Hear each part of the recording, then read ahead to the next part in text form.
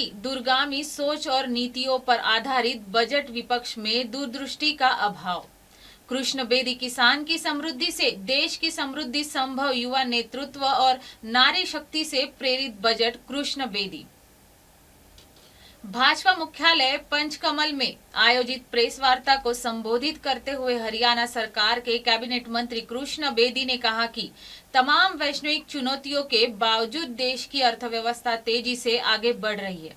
उन्होंने कहा कि वर्ष 2014 के बाद कोरोना महामारी, वैश्विक आर्थिक मंदी, विभिन्न देशों के बीच युद्ध और अमेरिका की टैरिफ नीति जैसे हालात बने, लेकिन प्रधानमंत्री नरेंद्र मोदी के कुशल नेतृत्व में भारत की अर्थव्यवस्था कमजोर नहीं पड़ी।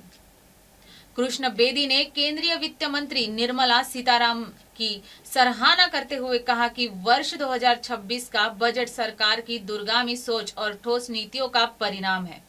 इस बजट से परिवारों की क्रय शक्ति बढ़ेगी, रोजगार के नए अवसर पैदा होंगे और एक नई तकनीकों को बढ़ावा मिलेगा।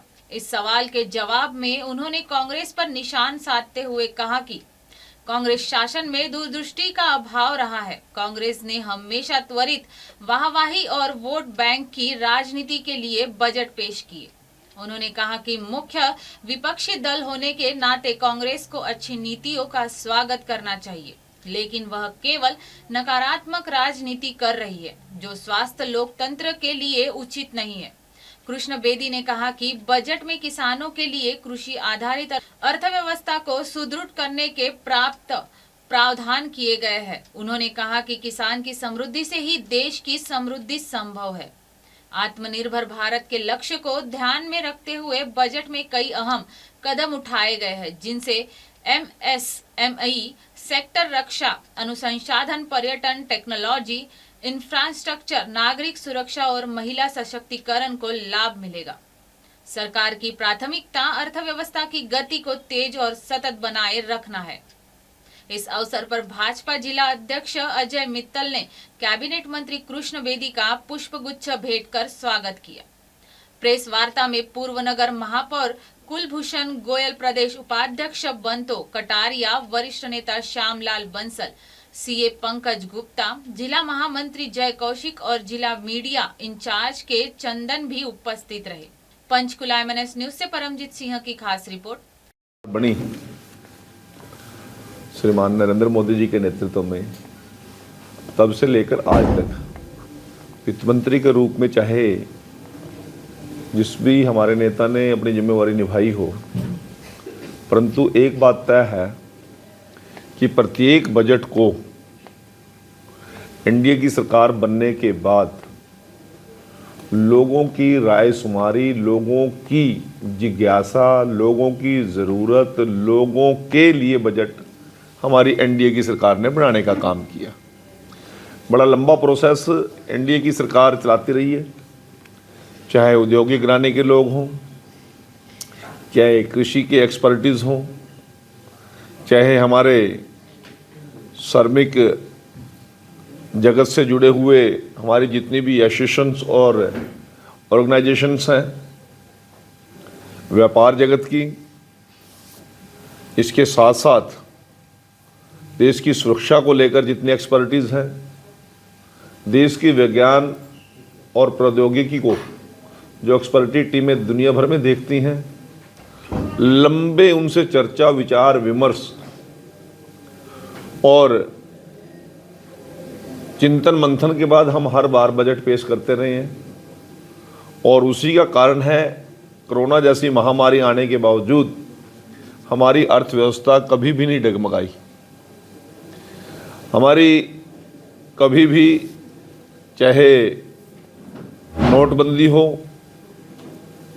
किसी भी प्रकार की परिस्थितियां देश के अंदर आई हों, परंतु भारत की अर्थव्यवस्था हमेशा आगे बढ़ने का पिछले 11-12 साल से लगातार ऊंचाइयां छूने का काम कर रही हैं। यदि दुनिया के प्रथम पंक्ति के देशों को देखें तो हमारी आज भी जीडीपी और दुनिया के महत्वपूर्ण देशों की अर्थव्यवस्थाओं को पीछे छोड़ती हुई एक दुनिया की महत्वपूर्ण अर्थव्यवस्था भारत की बनी है।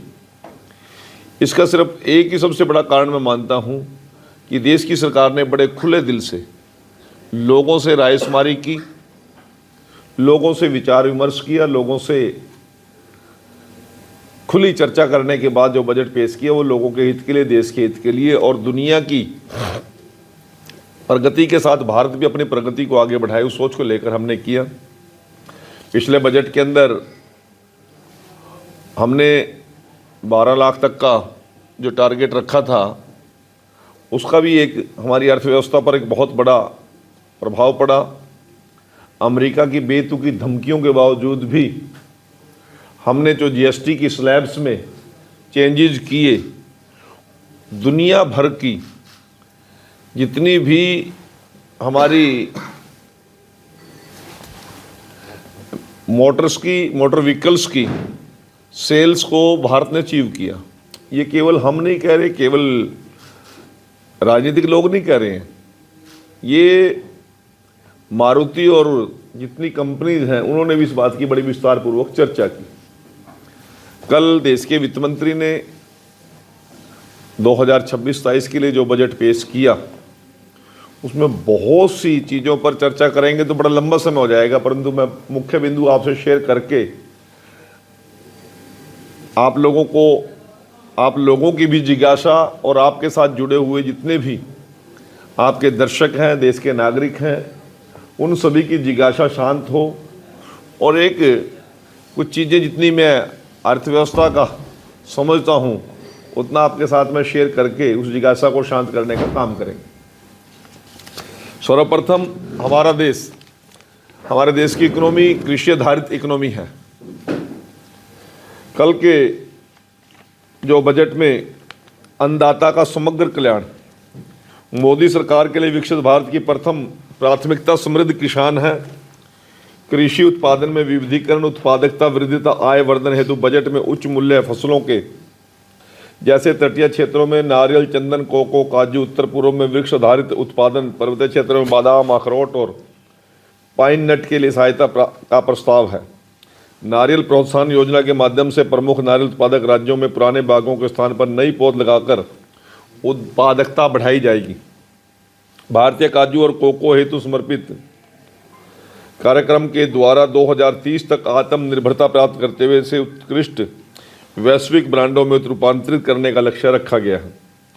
तिलहनों में आत्मनिर्भरता सरसों, मूंगफली, तिल, सोयाबीन और सूरजमुखी के लिए तिलहन समूहों के विकास में राज्यों की सहायता प्रदान करेगी। बजट में भारत विस्तार का प्रस्ताव है, जैसे एग्रीस्टैक पोर्टलों तथा भारतीय कृषि अनुसंधान परिषद की पद्धतियों को समेकित करने वाली बहुभाषी AI उपकरण होगा। मत्स्य क्षेत्र के लिए बजट में 500 जलाशयों तथा अमृत सरोवरों का एकीकृत विकास और तटीय क्षेत्रों में मूल्य श्रृंखला सुदृढ़ करने का प्रस्ताव है। पशुधन के कृषि आय में लगभग 16% योगदान को देखते हुए ऋण संबंध अनुदान कार्यक्रम के माध्यम से पशुपालन उद्यम तथा पशुधन विकास उत्पादक संगठनों के गठन को भी हमारी सरकार ने इस बजट में समर्थन दिया, क्योंकि कृषि संबंधित हमारी जो अर्थव्यवस्था है उसको जब तक हम सुदृढ़ नहीं करेंगे, उनके विभिन्न ग्रुप्स को, चाहे वो फल उत्पादक हैं, चाहे पशुधन पालक हैं, चाहे हमारे नारियल, काजू और कोको की खेती करने वाले हैं, उन सभी किसानों की जो जो ज़रूरतें हैं इनको पर आज तक स्टडी करने की किसी और सरकार ने चिंता नहीं की।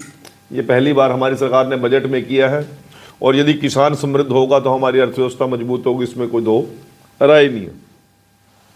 इसी प्रकार से भारत की विकास यात्रा में नारी का नेतृत्व, मोदी सरकार की महिला नेतृत्व विकास की प्रतिबद्धता के अंतर्गत विज्ञान, प्रौद्योगिकी, अभियांत्रिकी, गणित, स्टेम शिक्षा में कन्या विद्यार्थियों के सक्षम विद्यमान चुनौतियों पर विशेष बल दिया जा रहा है।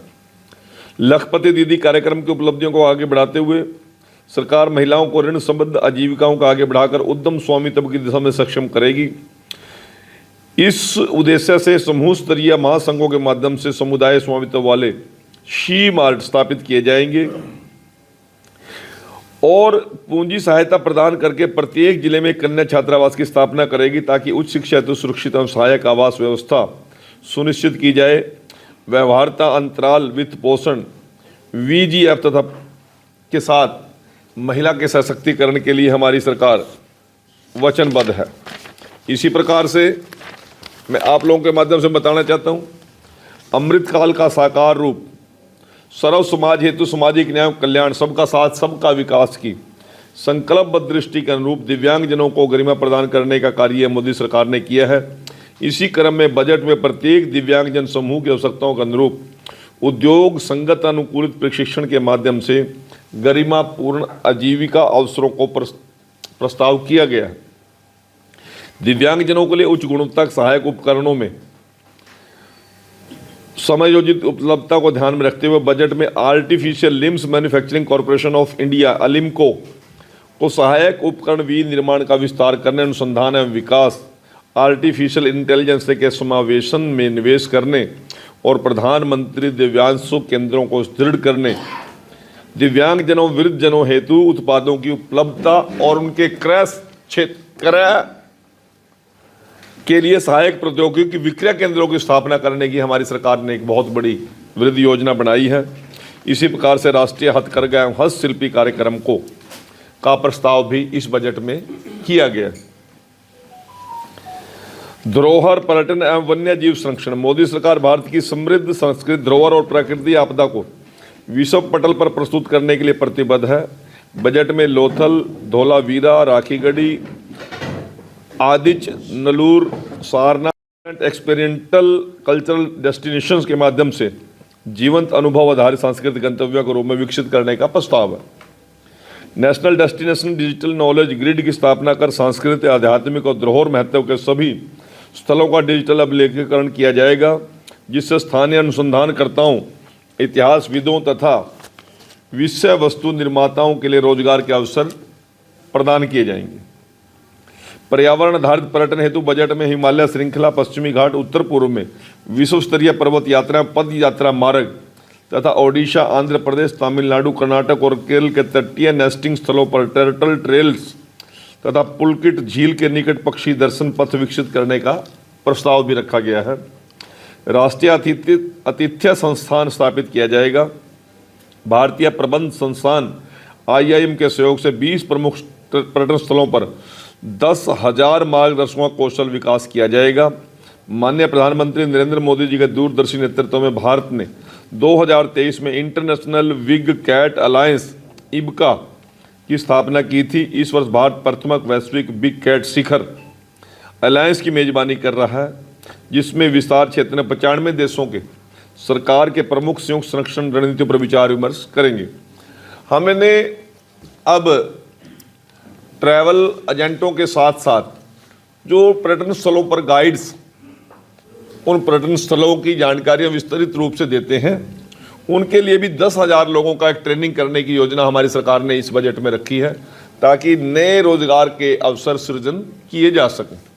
इसी प्रकार से मैं आप सभी के माध्यम से जो बजट 2026-27 है, इसमें 26-27 के केंद्रीय बजट कर्तव्य दुविधा के स्थान पर निर्णय, शब्दाडंबर के स्थान पर सुधार, लोक लुभावन के स्थान पर जन कल्याण की प्रधानता दी गई है।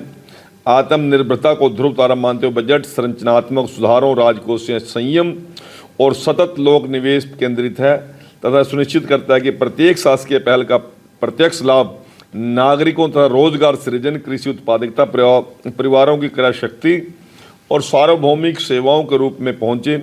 विकसित भारत युवा नेतृत्व संवाद 2026 से प्रेरित यह एक विशिष्ट युवा शक्ति प्रेरित बजट है। 3 कर्तव्यों पर आधारित बजट है। उत्पादकता और प्रतिस्पर्धात्मकता बढ़ाकर वैश्विक अस्थिरताओं के बीच अर्थव्यवस्था को मजबूत करके वृद्धि को तीव्र और सतत बनाना। दूसरा है जन आकांक्षाओं की पूर्ति करते हुए उनकी क्षमता निर्माण करना, ताकि वे भारत की समृद्ध यात्रा में सशक्त सहभागी बने। और तीसरा है आर्टिफिशियल इंटेलिजेंस सहित उन्नत प्रौद्योगिकी का विकास और उपयोग कर सुशासन को अधिक प्रभावी बनाना। ये कर्तव्य सुनिश्चित करेंगे प्रत्येक परिवार, समुदाय, क्षेत्र और सेक्टर को संसाधन, सुविधाएं और अवसर उपलब्ध कराए जा सके। मैंने मूल मंत्र आपके सामने इस बजट का नेटशेल में रखने का प्रयास किया। आप सभी यहाँ पर उपस्थित हैं। आपके बिना शायद ये आज की प्रेस वार्ता सफल ना मानी जा सकती। आपके सहयोग के लिए जहाँ मैं आपका आभारी हूँ वहाँ आभारी हूँ जिला के माननीय जिलाध्यक्ष जी का और उनकी पूरी टीम का। आप सभी को यहाँ पर सादर आमंत्रित करके मुझे अपनी बात रखने का अवसर मिला। आप सभी का बहुत बहुत धन्यवाद। वंदे मातरम, भारत माता की जय। प्रेस वार्ता में उपस्थित आप सभी सम्मानित पत्रकार साथियों का बहुत बहुत हार्दिक अभिनंदन एवं स्वागत है। हमारे बीच हरियाणा सरकार में कैबिनेट मिनिस्टर आदरणीय कृष्ण बेदी जी उपस्थित हैं। साथ ही जिलाध्यक्ष अजय मित्तल जी, पूर्व नगर महापौर कुलभूषण गोयल जी, प्रदेश उपाध्यक्ष बंतो कटारिया जी और इस कार्यक्रम के संयोजक। आप देख रहे हैं एमएनएस न्यूज़, सच जरूर।